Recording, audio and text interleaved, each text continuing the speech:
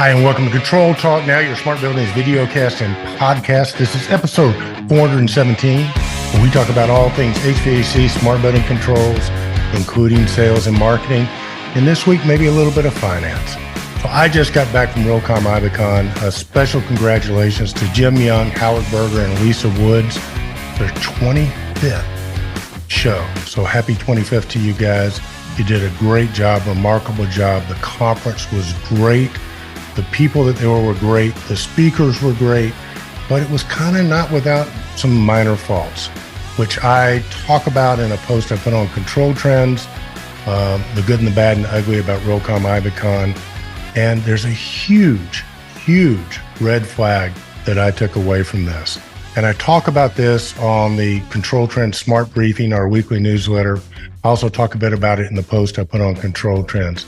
But bottom line, I mean, we are in a financial tsunami. At least a lot of these big real estate players are. You know, we've seen commercial banks that have failed here in the not too distant past.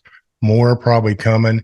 And the real estate folks, what I learned, they're cautiously optimistic. They think if they can get through 2024, it's going to be happy days again. But getting to 2024 is going to be a real struggle for some of them. And I talk about this on the post on Control Trends and in the Smart Buildings News Brief. I'll just give you this as sort of a hint. Just be really, really careful about your credit. I mean, it's better. I think the strategy in this environment is to not worry so much about growing your business, but worrying about surviving. Because if we can get on the other side of this in 2024, it's going to be great. There are huge opportunities that I learned about there, primarily around ESG and indoor air quality. They're all being forced to comply to some of these ESG standards, which is going to be a great opportunity for us, but only if you get paid. So remember to get paid. I'm going to cut right to the show here in just a second because I got one of the greatest guests I think I've had in a long time. He should be the Team Earth most valuable player. This guy is a visionary. He thinks in the future. I was so inspired by what he's seen and actually what he's doing right now. So this is going to be great. The show's going to run long. You're going to want to stay to the end of it. We went so long, I actually took some of it, made it into bonus content, which I'll link to in the show notes. Hey, but before we get to our guest, a quick word from this week's sponsor, Controls Group North America. The world of distribution is undergoing an incredible transformation, and if you want to be at the forefront of the change, then you need to join a community that is working towards redefining supply chains. CGNA is that community. By bringing together the best distributors with innovative manufacturers, we are changing the game by finding ways to solve problems, cut costs, and increase market share for our members. As a member of CGNA, you'll have access to exclusive resources, expertise, and knowledge, including access to intermember inventory. As a manufacturer, you have the opportunity to reach over 208 locations with the support of highly trained and motivated CGNA members. Together, we're redefining distribution and creating real value for our customers. So why not be part of something bigger than yourself? Join CGNA and let's ride the waves of change together. Welcome to a world where synergy reigns supreme.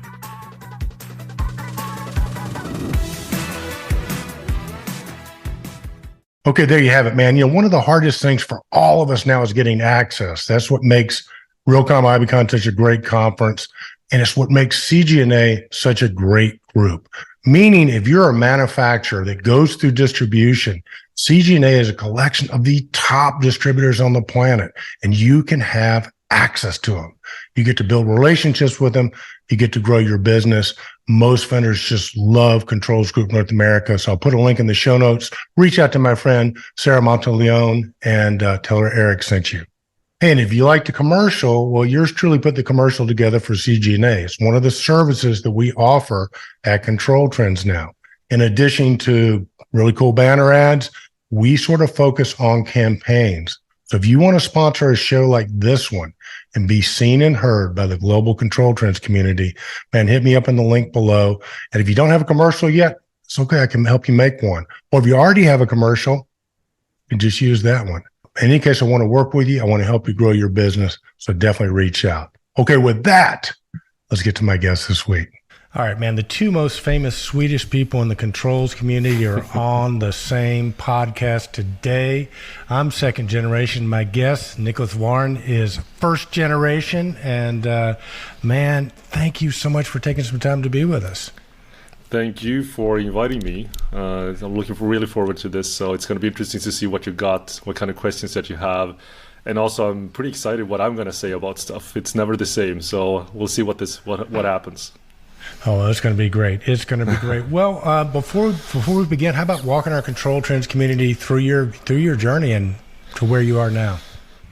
Well, I don't know how many hours you have, but I'll make it short, or at least I try to. Journey started actually in Colombia, born there and raised. Not.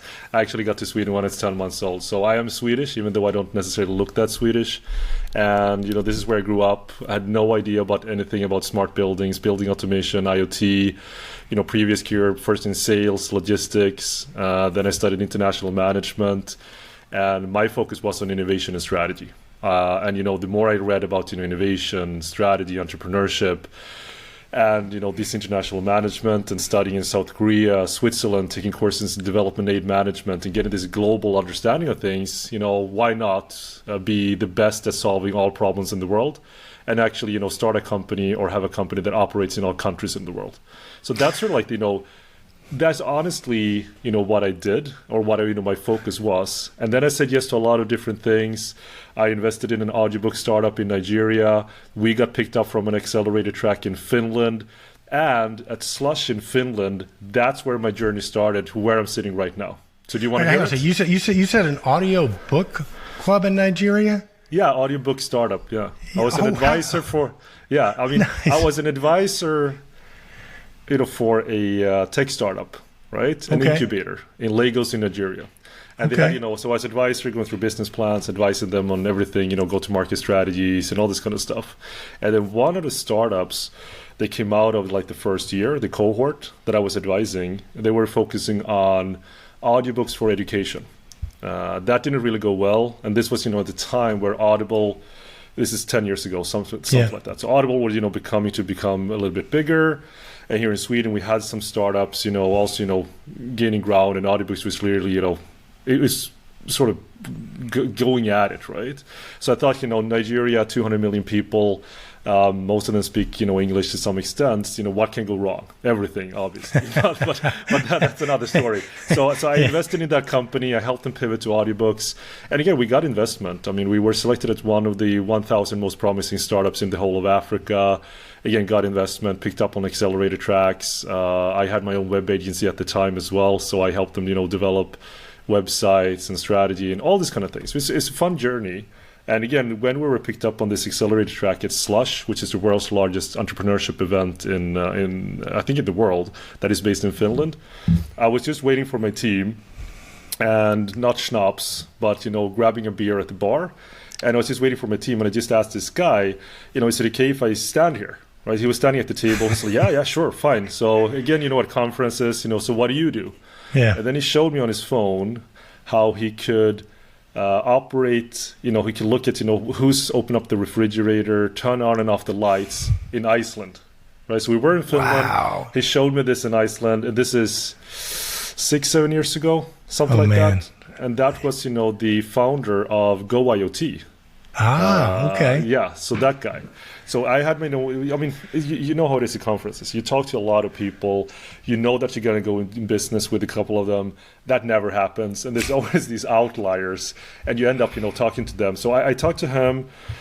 I helped him with some website development, strategy, go-to-market stuff. And the more I understood about buildings, the more I really wanted to know more, right? And again, you have to remember that I wanted to make an impact in the world, right? And buildings actually exist in all countries in the world. Yeah. And the more I knew, and you learn about BACnet, web services, one API to the building, I saw like 7 years ago that there has to be an app store. Yeah. There has to be an app store for buildings. That's it, right? And just creating that app store, having like an API, and what Go-IoT did was really phenomenal, I think. Turning IoT data, combining that with like traditional BACnet, building automation stuff, and putting everything as BACnet objects, right? It was revolutionary at the time, but I think it was too early. Yeah, because we were like one of the few ones that actually use BACnet web services. I don't know who's listening, but if anyone out there knows Steve Tom from the legendary sort of BACnet days in ASHRAE, his articles, I love them so much. It's you probably finding those on Ken Sinclair's site, right? Automated buildings. Yeah, absolutely. And I was part of the BACnet marketing committee. But anyway, so that's sort of the version how I fell into the building automation space. And one of my first meetings was with Terry Herr. He's also a little bit of a legend from Intellimation, I think, out of Philly. But anyway, so I remember I actually have the notes, just notepad notes of that first conversation. And I understood 5%, maybe 3% of what Terry said, right? BACnet points, getting data out, Johnson controls, Niagara, everything. I didn't understand anything because I had no idea. Yeah. Right? I had absolutely no idea. So that's something, if, ever I'm going to be, world famous, recognizable, I'm going to sell that notepad note as an NFT and you're going to make shitloads of money. That's my biggest plan, right? All right, dude, you got to slow down for a minute because I tell you what, you're blowing me away. I tell you what, I think there's some books in your future for sure. So first off, the Colombian thing makes sense. I mean, you're Swedish and Colombian. When we have off air, I'll tell you about the Colombian tango dancer that broke my heart and took my money. But that's a story for another time. But Nicolas, it sounds like, wow. So first of all, before the technology, man, I'm just impressed with you as a person. I heard you speak, I think it was at Realcomm IBCon. I've heard you speak a couple of times, and both times I heard you speak, you totally blew me away. So it seems like one of the skills, I'm going to pivot here a little bit, but it seems like one of the skills we really need to develop in our community as integrators and problem solvers is the ability to access and amass information quickly, synthesize it, and be able to use it. And you said something that really impressed me. I got these notes. I only understood 5% of it. But you took the notes, and I'm assuming you understand it all now. But yeah. So talk to me a little bit about. Let's pretend like we're talking to some people, and they're kind of going, man, this technology is moving way too fast for me. Absolutely. I just can't keep up. Talk about some of your strategies for just how you amass the information, synthesize it, and then we can about how you use it.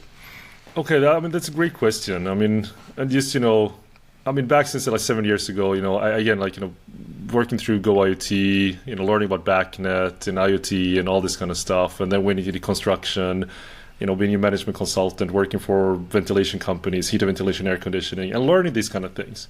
And then, fast forward, I have my own company, been doing this for 4 years, and now starting a couple of other companies as well.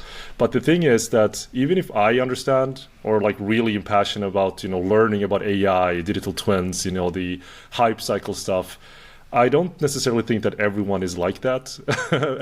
And the point is that not everyone should be like that. But it should be much easier for people that have a problem, or you're a real estate owner, or you're a user, you're a tenant, you're an integrator, or you're a vendor, you're selling stuff, to actually being able to talk to other people in a native way, right? And again, I have this concept that I call invite to innovate. Oh, I like which that. Is basically, but the thing is, on LinkedIn, everything is about AI. Right. Last year was about the metaverse. Before it was, of course, IoT and digital twins. Now everything is about AI. And I don't think it's necessarily that, you need to be a prompt engineer and all this stuff that everyone is talking about today. And it's more like the ability to be able to explain the situation that you're in, what stresses you out, what do you want to do more of, in a way that anyone and everyone can understand. Yes. And I've been going through working with healthcare, self-learning vehicles, Industry 4.0, all this kind of stuff. And everyone is more or less the same, right? They all have their problems. You have the cutting edge, which was basically 0.1% of any industry, and then you have 99.9% that is basically 20 years back. Or 25 years back, right? So that's how it is. And it's not only true for building automation or buildings. Any technology, right? Any industry. Any industry, bar none, right? So the big question is, how do you go from where you are today, irrespective of, if you're using cutting edge technology, or if you're using old school stuff or whatever it is, to actually where you want to go and leapfrog to the cutting edge right now. And again, like, how do you actually do that? And in my opinion, again, it's all about digital twins. As you probably, everyone that knows me, that's, what I would answer to that question. But I'm also going to tell people why. Yes. Right? Yeah. Okay. For our audience who might not know, I think most of them know what a digital twin is, but let's give them a little stable datum. Tell them what a digital twin is, and then tell us. Yeah, I'll tell them, or I'll tell you who's listening. Yeah, tell me. I'll be the surrogate audience. What I think about, what a digital twin is. Because if you ask, digital twin people what a digital twin is, you're going to get 500,000 a lot of people think you and I are digital twins, both are from Sweden and all, so go ahead. That is one version that I definitely can subscribe to. But no, I think a digital twin for me is just that, it's a virtual or digital representation that represents something in reality. It could be a product. In our cases, it should be possibly a building, or again, like a product in a building, whatever that might be. Well, let's imagine it's your home, or again, a commercial asset or a school, whatever that might be. And you've actually taken either the drawings, built up the 3D models, or you just walk around with your phone and download something called Polycam or Scaniverse or whatever that might be, and you scan the assets. So it has to be in 3D. This is not a dashboard, that is populated with data. It's actually a 3D representation of something that exists in reality, right? Or will exist in reality. Yes. So it has to be in 3D. And then usually what people say about digital twins is that it has to be fed with real-time data at specific intervals, so-called twinning rates. So basically you connect all the HVAC or the energy stuff, and you actually give it meaning and context, not only in a dashboard, but actually feed it to where it's supposed to be. So if you look, you've seen all these James Bond movies, yes, where you're tracking a villain going through a house. You can see actually, he's now in the elevator, right? And now he's going down, and now he's going to this floor, right? Just like the 3D version of this, but again, fed with real-time data. And the reason for that is, it's again going back to this invite to innovate. So even before you would have the real-time data, I would say that the 3D model, if you just, imagine someone just, or you scan something in your home, right? You want to buy a new dishwasher, or you want to create a home alarm system, or whatever it might be. And instead of doing it Google, or go to trade fairs or to conferences and what is this stuff about? But you have no idea, because you're not an expert in access controls or alarms or HVAC or building automation. So you have to sort of try to explain the situation that you're in to someone that has no idea about the situation that you're in. And you have no idea what they're talking about, because you're not an expert in what they're doing, right? So there's always this mix and match or mismatch. So instead, the difference is that you invite them to innovate with you. So basically, you scan something, or you have that 3D model, and then you take that as the collaboration arena, or you have that as the reference. So say okay, when I'm in this room, I feel cold, or when I'm over here, it doesn't feel good, or I would like this to be this. So they can, go with you in your reality. And you can just explain all of this kind of stuff. And you do that for 5 minutes or 10 minutes, whatever that is. And then you basically, give that to the sort of open market, and you invite maybe 4 different vendors to listen to that and understand you, describe your reality, what stresses you out, what you wish you could do, and all the problems or pain points and everything that you have. And then they can actually go in and say, this is how we would solve your problem. This is how much it's going to cost. This is what we would do. These are the benefits that we would deliver. All this kind of stuff, right? And that is without real-time data. This is like a 3D model. Right. But that's just a 3D model of a space. Right. It's not even real-time data yet. Do you think that's going to sort of change the whole way that building owners go about selecting their vendors? Of course. Oh, wow. No, we proved it in this innovation project that I've been leading for 2 years, right? Okay. So, I black boxed everything from the technical asset manager and the real estate owner.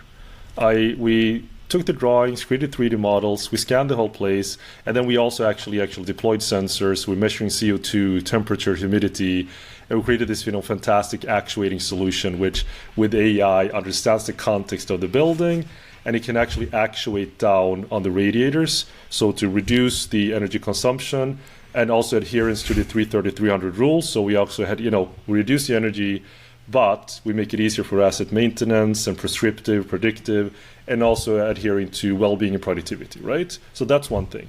But the journey to get there was, again, scanning, 3D models. We use that, for the installer. Say, okay, where are we going to place all the IoT gadgets? Yeah. And again, this is before like the digital twin part. This is so-called prototype digital twin, or just a 3D model of the assets. So doing walkthroughs, and then we can be there with the principal, with the technical asset manager, with the installers, with the energy experts, me as whatever I am, the innovator. We're just there, doing like a digital tour, walking around and say like, here should we place it? We shouldn't place it here, and all this kind of stuff. So you mark the, X marks the spots wherever all this kind of stuff is going to be. Then you actually do it, and then the installers know exactly what to install, where to install it.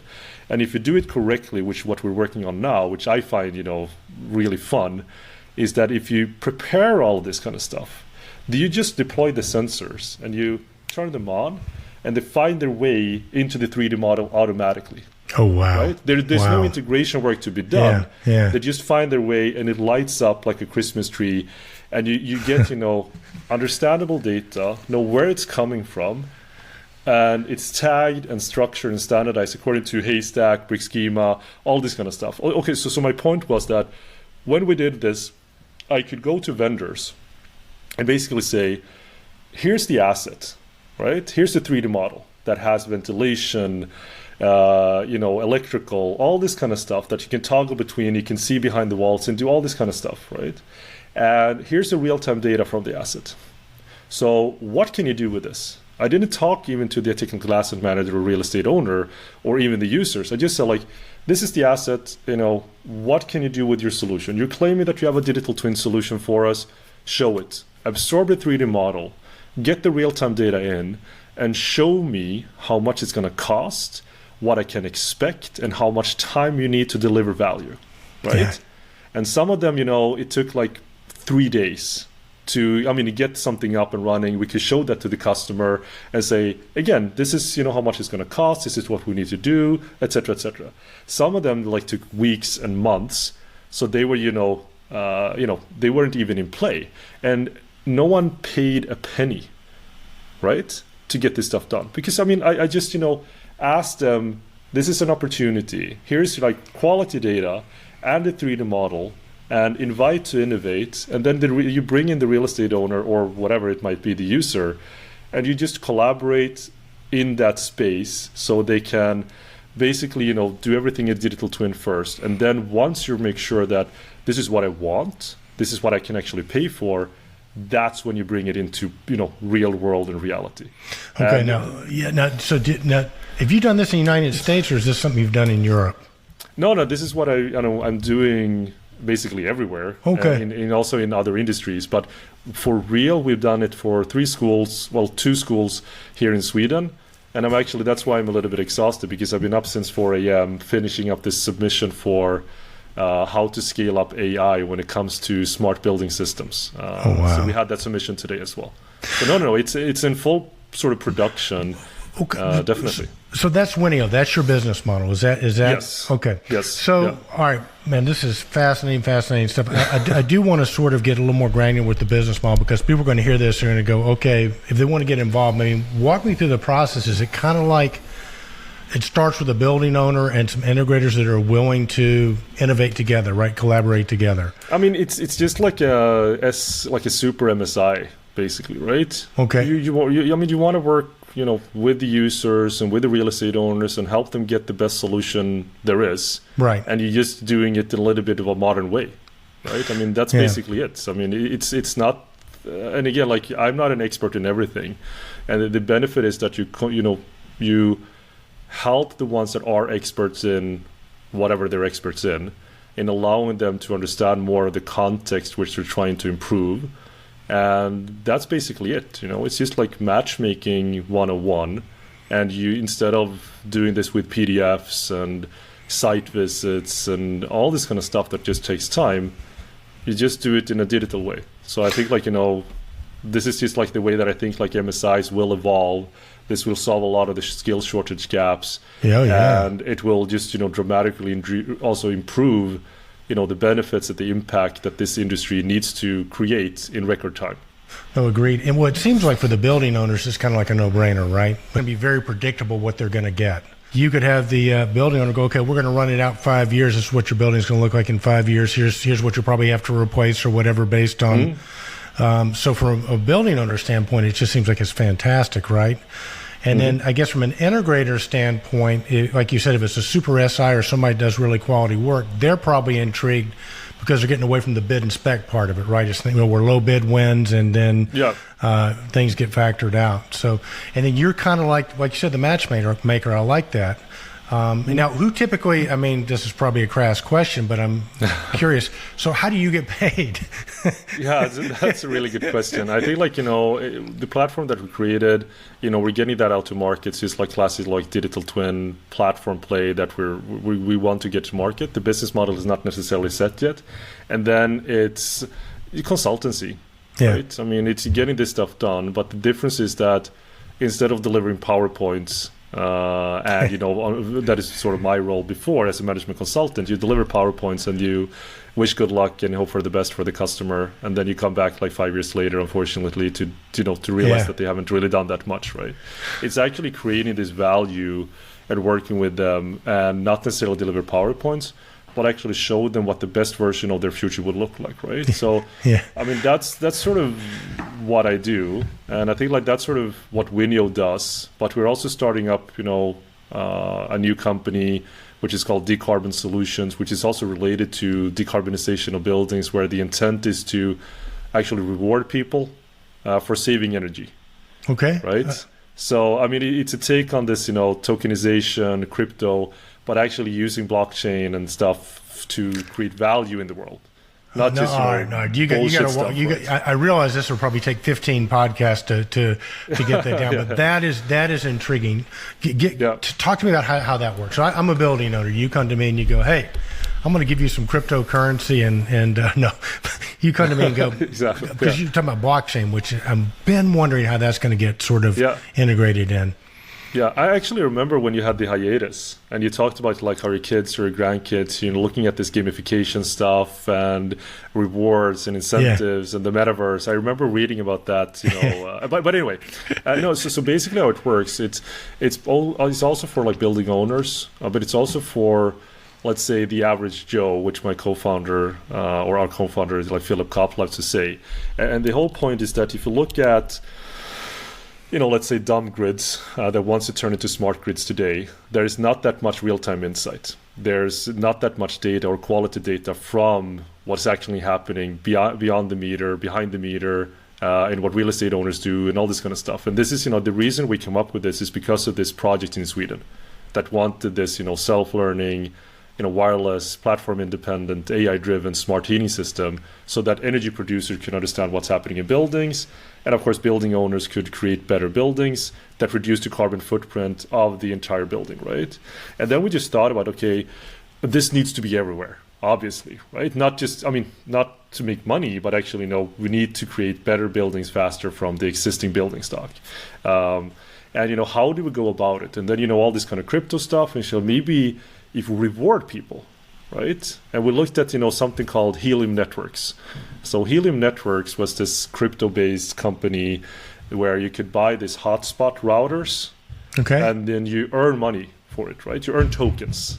Okay. And in the beginning of this, it was you earned a lot of tokens, and those tokens, of course, represented money. So you can make a passive income of, I don't know, $5,000, $10,000 a month. Okay. Right? A month. Wow. Just because buying one router. Wow. So, wow. So people bought a lot of these, and basically what they did, you look at it, again, like a Google Earth kind of perspective. Yeah. And they had this hexagon grids. And then it's okay, we need more data from this area of the world. So if you buy a hotspot and you provide data and insight in that area, you're going to be rewarded for it, right? You're going to be able to mine tokens because you're actually, filling out a void of data that we desperately need in order to do some stuff, right? So we thought that was a really good business model. They sold a lot of hardware, and then, the tokenomics, as in the economics behind it, weren't necessarily that sound in the long run. And I, again, like I said, I want to, solve all problems in the world. I want to operate in all countries of the world, right? So it's sort of the global digital twin perspective. So anyway, so we had that kind of business model. But at the same time, we say cloud costs are rising. And I don't know how much you know about what I've said in the past, but I also believe that it's not cloud native, it's edge native. And I think from the building automation community that understands this, that local control first. You don't want to send all the stuff to the cloud, especially not the intelligence and the controls, because you have to have a resiliency, closer to the source of the data. And what I'm also a big proponent of is distributed intelligence and AI and machine learning and all this kind of stuff in the very building, right? And the comparison is, if you have a Tesla, if the connectivity goes down, you don't want it to drive off a, right, a cliff or whatever, a cliff or a bridge, right? You want that the intelligence to actually reside in the car, which is the same for buildings. So doing all these kind of things, okay, we need to reward people for what we want them to do, right? Incentivize them to save energy, to reduce their energy consumption. And we need to do this in a way that, minimal cost. So let's create a decentralized cloud environment that is built up by people with this router. So the difference between, let's say, Helium Networks, which just had a data push, we're selling these hardware units right now. We pre-sold, I think it's 40, 50 of them right now, because again, the ones that understood Helium Networks, they know that if you get in early, really early, you can really make a passive income. So the ones that now have bought in, they're going to earn a lot of tokens, which is of course going to correspond to a really nice passive income stream. And what they do, and they earn the so-called net zero tokens, so NZT. So the road to net zero journey, right? Well, so is that the name of the token, the net zero token? Is that the one that you guys are promoting? Yeah, exactly. So NZT works on network. That is the part of the sort of decentralized blockchain operations, whereas Decarbon Solutions is the actual company that sells these, hotspots, routers. We call it meta cloud routers. And then what happens is that, this is now I'm answering your question. So for the ones who are listening, thank you for, keeping with me. So if you're a building owner, a residential or building owner, or you have actually, in the beginning, we tie this to solar. Right? So the first thing is you buy a router or the server, you participate in the network, and you build up this decentralized cloud network, right? Which is supposed to be, hosting a blockchain where you can store energy data on. So the first thing is you build up the network. That's what we're doing right now, pre-selling the servers so you can earn a passive income. The next one, which we're also doing right now, is selling this energy meter. So you have that installed, tied to your solar installation, and that produces SRECs, right? So renewable energy certificates, and it's actually a hybrid version. There's an existing market for this, which is brutal, it's massive. But what we do is we take that data and we store that on the blockchain. And then the intent is to create these so-called carbon credits. So I don't know if you heard anything about carbon credits or if the audience has heard about it. Yeah, a little bit. Some people, including us, say that it's going to be more valuable than Bitcoin, oil and gold all together. Oh, that kind of makes sense. As soon as you said that, that can make a lot of sense. Okay, but say more. I want some. Give me some of those carbon. I want some of those tokens, Carbon credits, exactly. Give me some carbon credits, baby. The first part is just participate in the network. You get these net zero tokens just for, again, building up this, edge cloud or decentralized cloud environment to store this environmental data on. But then here comes the really, really cool part, in my opinion. So you measure your energy consumption. And there's something called additionality, which means that in order to create these carbon credits, you need to prove that you're doing something that otherwise wouldn't be done, right? So let's say you have to compare it to maybe political incentives in that area, or if you have, a lot of installations and you can see that, Eric turned on all the lights, right? Everything before he installed this so that he could actually improve on his baseline, because the way that you make, carbon credits is part that we turn these SRECs into carbon credits and basically proving that you're adding value by having solar, right? That's one part.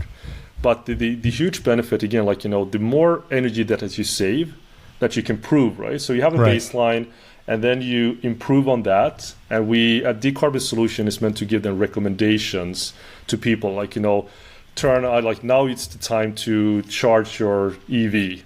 Now it's a time to, do the dishwasher, right, washing machine, all this kind of stuff, right?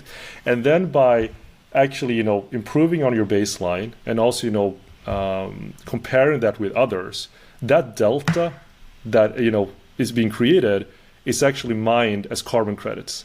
So people then can earn a passive income just by, participating in the network. They earn a passive income by tying it to the solar. And the more energy that they save, the more carbon credits they earn. Wow. Right. So that sort of like, puts it into play, this, so-called gamification aspect, as in we want to create this, global revolution where people actually are getting rewarded by saving, energy and by installing solar, right? And I mean, that's another point, because that's really, really important now, especially in the US. The incentives are actually getting removed from the market. That's true. So there's not enough solar that is getting installed because it's not, the ROI is not there. But if you pay people $200 extra or $500 extra, or like as an incentive, and that, will lead to adoption of solar, and then, more real-time insight for everyone and everywhere, basically what I said about helium networks, right? Now we need more insight. Let's say if you're a grid operator or energy producer, we need more insight of what's happening with the grid here.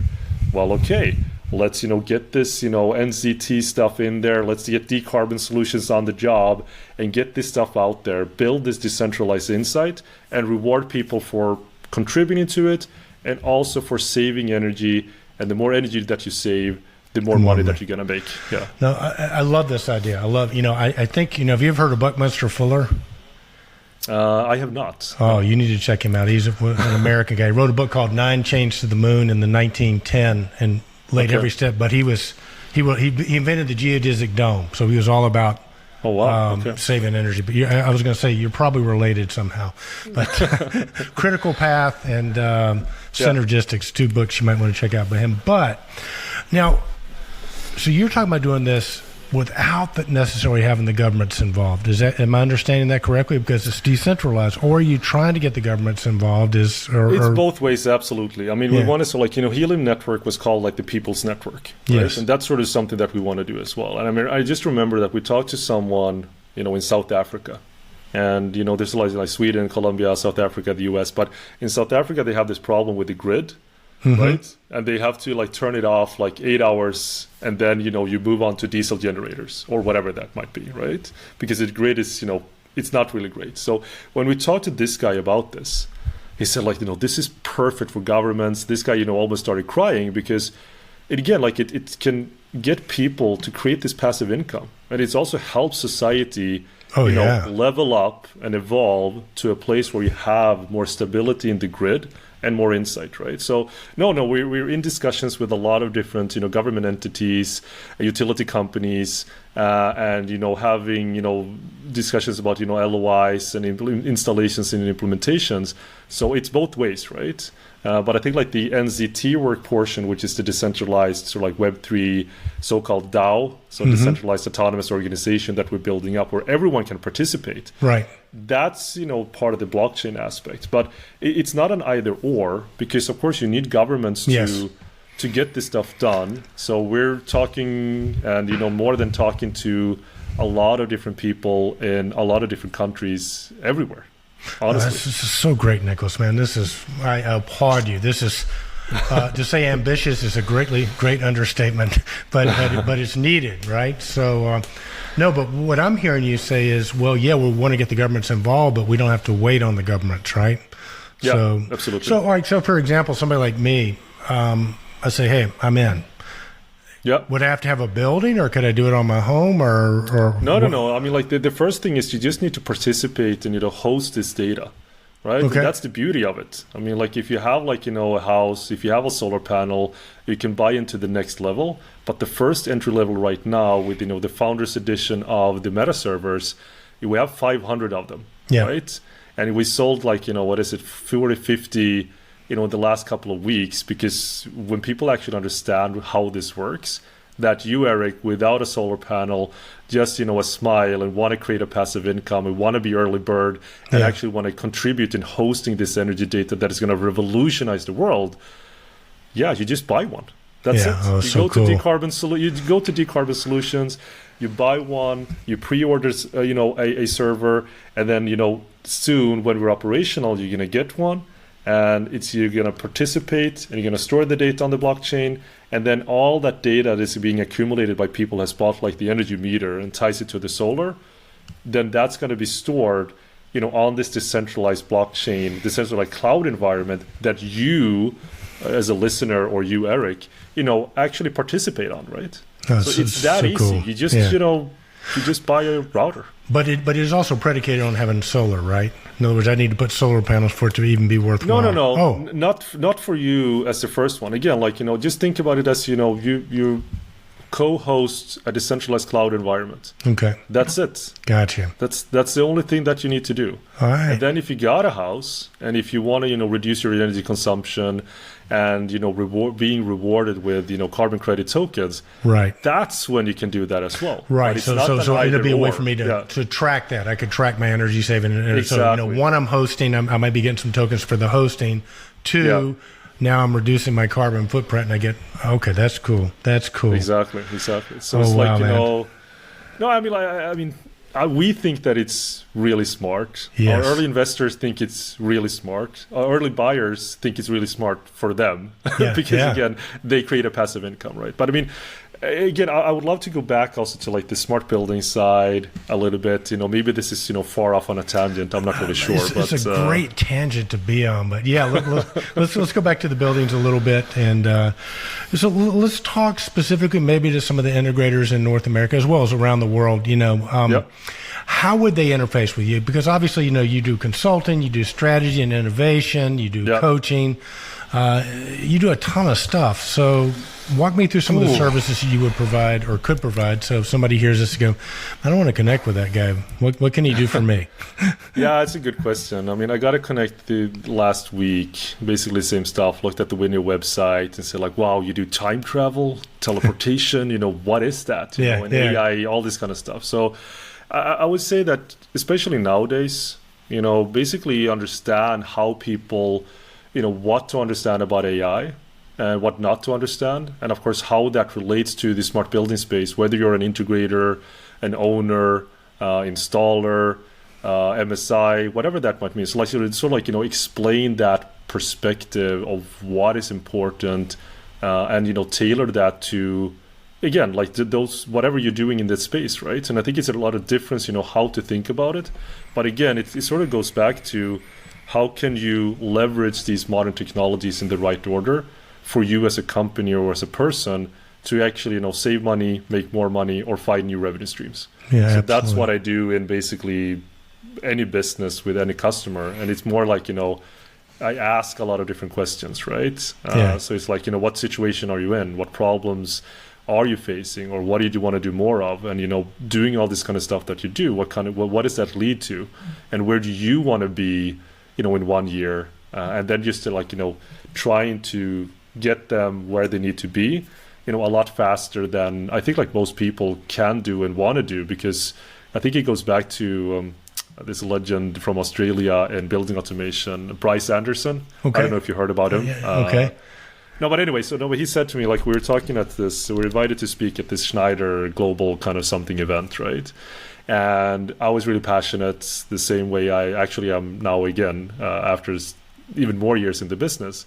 But afterwards he said like, well, Nicolas, this might sound a little bit odd, but you're the first guy that I met in this industry that actually wanted to use technology to solve problems. Nice. Right? Nice. And I think like that's as tragic and as fun as it can be, right? But I mean, that's really true. I just want to use the most modern tools and the most modern technology to solve, really, really challenging problems in the best way possible. Well, no, that goes to decarbon, that goes to everything else, right? Well, no, that's what I'm good at. Yeah. Right. No, I get it. And, and of course, Nicolas Waern, I've seen your AI art you've created, which is pretty incredible. And where I'm kind of going, what I heard you say, okay, among other things, is that you love technology. I think so many people are either afraid of AI or it's just changing so rapidly. I mean, I try to track it, as you do too. I mean, every 2 weeks it's changing. It may be faster it's than unbelievable.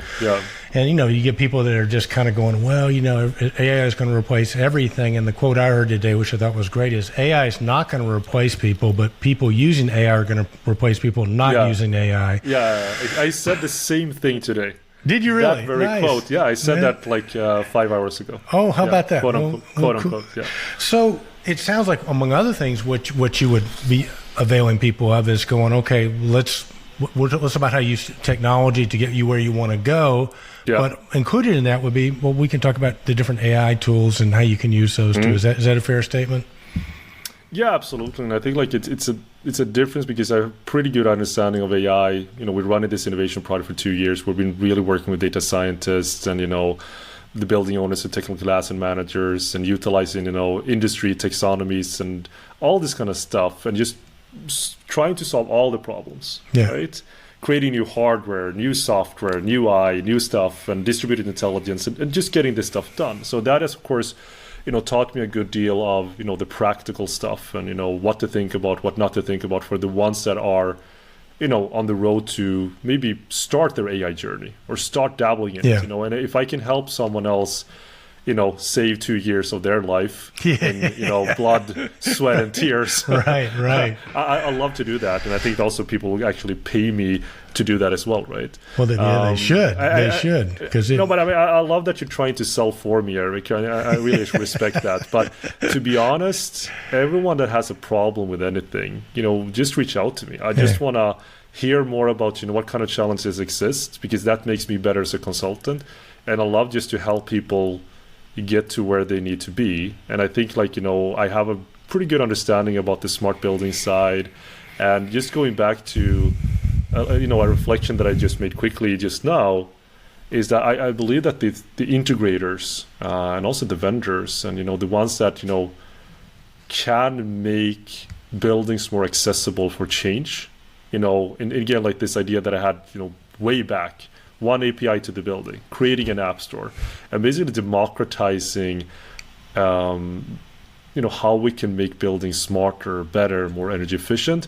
I think those are the people that will never go out of style. Yeah. Right? Because right now, AI or everything that is happening, if you can't get that to, stick, to buildings because of, you can't get the data out, or you don't understand where the data is coming from, or it's the vendor locked in, or it's too old, or we all these kind of things, right?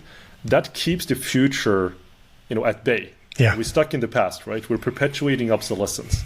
However, if you're an MSI or an integrator or even a vendor and, decide what kind of products I want to spec or what I want to get into the building, that actually makes it easier to create, better buildings and do that faster, and maybe use some of these visualization tools, that, an example is, my two kids, right? Maximus and Isabelle.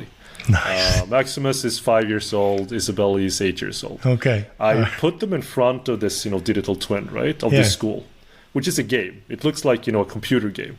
So they were there for 30 minutes, right? They walked around. They could, open up valves, close valves. Wow. And, they looked at the radiator, right? And it's like, wow, this is really cool, right? Because you can see the warm water flowing in. Yeah. And then it cools down. And then that's how the radiator works, right? And then they looked at the radiator that we have in the house. And then that's when they called me, right? It's like, Dad, and it's like, I was doing something else. I got a call or something, right? And I said, oh, yeah, the kids are at the computer. So I just like, isn't this the same thing, right? Nice. And then we talked about how smart heating systems work, what I do for a living, all this kind of stuff. And I walked them through a school environment. This is the heating, ventilation, air conditioning. This is the radiators. This is like, where the intelligence is. This is how the water travels. And today, you can't necessarily do that with the tools that are at, most companies' disposal. And I think, again, we talk about the skill shortage gap. We talk about, future generation. We talk about all this kind of stuff, which is, again, it's a lot of talk. But I just see that, I've been shown so many different solutions during the last 7 years, right? I'm not an expert in energy or FDD stuff or all these kind of things. But if I can see this and I can explain, or someone else can explain to me also what this means in a way that I can understand, it makes everything so much easier, right? And I think like, if just MSIs or integrators would just again like look at, in 5 years, let's say in 10 years, this building is probably going to have the same products. It's probably going to have the same interface, right? But in 5 to 10 years, when we have more like augmented reality, and so like in the real world, and virtual reality, which is of course like all this kind of stuff I think it's getting there. Yeah. Slowly but surely. But if you're not speccing it right now, then you're sort of like condemning everyone to be stuck in the past, which I've said before. Yeah. And I think that's a really big problem. So I think like be curious and try stuff out. You don't have to do like big bang approach. Just to like try something with a room or just one ventilation from something or whatever it might be. Yeah, you got to get in the game, right? Yeah, absolutely. You got to get in the game. Do that. Well, listen, I want to ask you, did you see the stuff that like Mike Mitchell at Cochrane was doing with his augmented reality glasses and he's I think I was on the panel, a panel where we talked about this. I think was it at the we showed it at ControlsCon. They've had it for a while, but it integrates a bit. But that's just an example. No. I work with these kind of things, right? But that's actually a good segue, and we didn't plan this for the ones that's listening to one of my major customers, which is EDX Technologies. So is it okay if I talk about that just briefly? Of course. Yeah. Okay. Yeah. Hey, man. But I mean, I think it's again like it's really interesting because their background and pedigree is one of the best solutions for wireless planning when it comes to telecoms industry, right? So wireless planning, it just like a short history. I wouldn't say lesson, but a history journey, a history of time, is that for 2G. It didn't necessarily need that much information about the spatial context, right? Okay. The radio waves would, fly everywhere, it would hit home and all this kind of stuff. 3G, you need more information where buildings are, where trees are to plan, what the network's going to look like, right? Where cell towers are going to be, so like to optimize the connectivity. 4G, you need even more information. 5G, you need even more information. So having that legacy, they say like, okay, well, we need to help our customers stay up to date what is happening in the real world. So what they did was to create, again, a global digital twin of the entire planet. So think like Google Earth. Oh, wow. But cooler. Yeah. Do deals with all the satellite companies and basically package satellite data so that customers can actually subscribe to any part of the planet. Wow. Which is pretty cool in its own because the way that it is done today is that you buy maps, right, to plan these networks. Okay. And then it might take some time, and they change something would change. Maybe not forests would grow up, but I mean buildings are being built in different places. Something might change. So then when you're actually installing the network and it's operational, the whole reality around it is changed, right? And that's not necessarily great. So by helping people then subscribe to that reality and keeping that up to date, basically what you have then is a global digital twin platform that can build up a 3D context anywhere on the planet. And then what they also did 5 years ago, which is why I'm telling you this about augmented reality, is that what if we would actually, again, going back to this digital twin aspect of showing the future, the best version of the future, to the people in that city or in that area. Oh, right? Wow. So this is the coolest thing about digital twins, and they sort of they've actually been doing it without calling it digital twins. So you go into, I don't know, where do you live? Which city are you in? Atlanta, Georgia. Okay, so you go into Atlanta, Georgia, and then let's just subscribe to the map over Atlanta. Right, and you build it up with so-called GIS information, geographical information systems, and you get where buildings are, where the trees are, and all this kind of stuff. You build that up in 3D, so you have that spatial context, and then you say, okay, where are the existing networks? So you build that up, and you take that in data, and then you can visualize, what the existing connectivity sort of layer looks like. So if you would go out on the street with your phone or smart glasses in the future, or HoloLens, whatever that might be, you can actually view, where it's good connectivity. You can see, I mean, you can see gaps in the sky, right? So you go into look up into the sky, and you have this mesh where you're actually making invisible data seen So you can see like, okay, let's go over here, Eric, where there's good connectivity. Yeah, so there's going to be no more, can you hear me now? Can you hear me now? You're just going to go, hang on a second. Okay, yeah, I'm just going to walk over here. Yeah, exactly, right? Oh, that's so cool. But the cool stuff hasn't even started, because now what happens is exactly what we said before, right? So you have the as is, and that for me is the most important thing. It's not AI or what the future is going to look like. It's exactly, what does the now situation look like? What can we actually do, and how can we make that understandable for everyone? So again, like you have this, and you have like the existing connectivity layer, and this is where the digital twin really comes into play, because now you want to make technology work for you and with you. So what you do is like, okay, how do I get from where we are today to 100% connectivity, right? So all these gaps that we now see in the sky, suddenly everything becomes green, right? It becomes this complete connectivity layer. The northern sky, baby. Yeah, and the digital twin calculates then, where the cell towers are going to be. Oh, wow. What's going to be in the cell towers in terms of, the equipment, all this kind of stuff, and also how much it's going to cost. So if you are a decision maker or an installer, you would actually see what the current assist situation looks like before it actually gets happening, in reality, because you see this in augmented reality. And then you can basically see like, cell towers, boom, boom, boom, boom, boom, drop down from the sky, forming this, future connectivity, which is 100% connectivity before it happens. And then as a decision maker, you say, okay, holy something. Yes. I mean, like there's like the risk goes down to minimum. Well, no, now you go to your banker, and you say, we need to borrow this much money. Well, what's your collateral? Look at this, because it's proof of concept's there. Yeah. Before you even put the first thing in the hole, you probably start selling to your customers before you put the first tower up, even. Exactly, and then you can make the argument, when we have this connectivity, all these new services and become available to us as a city. We can do these kind of things, which will lead to higher GDP, more income. And you asked about like integrators or vendors before. Well, instead of selling in your territory, we can now go global, right? We can do this and offer our services and our products not only in Atlanta, but anywhere on the planet at the speed of latency. So I feel like, again, like you copy the real world into a digital twin. You ask the digital twin, how do we get to 100% connectivity in this area? The digital twin will tell you and show you exactly where this stuff needs to be.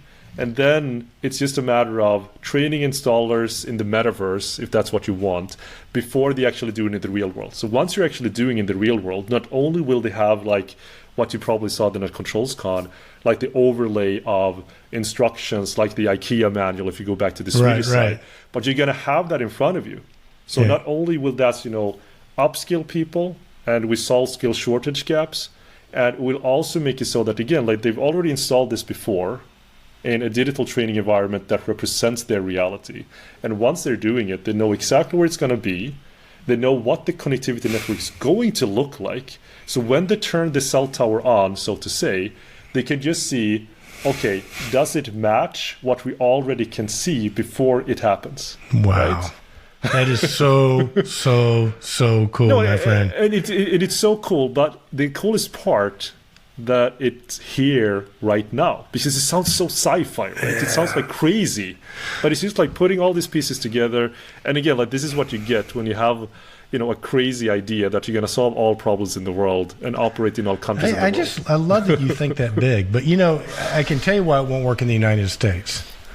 Please tell me. When the government gets involved, when the politicians get involved, that's when it's going to go to hell in a handbasket, because one party's going to bring it in and go, hey, we can do this, and the other party's going to shoot it down because, we got to get.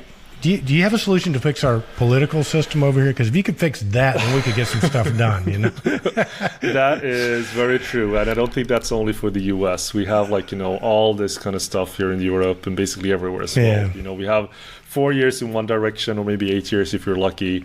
And then it's, 8 years or 4 years of dismantling that and going back. And then basically you're stuck in limbo, basically. No, but I mean, again, like EDX Technologies and EDX Wireless, they are in the U.S., They are the number one solution provider in the US. Oh, okay, they already. are doing this. Yeah. They are doing this. So again, like if you just imagine you have like a national map of the entire United States, right?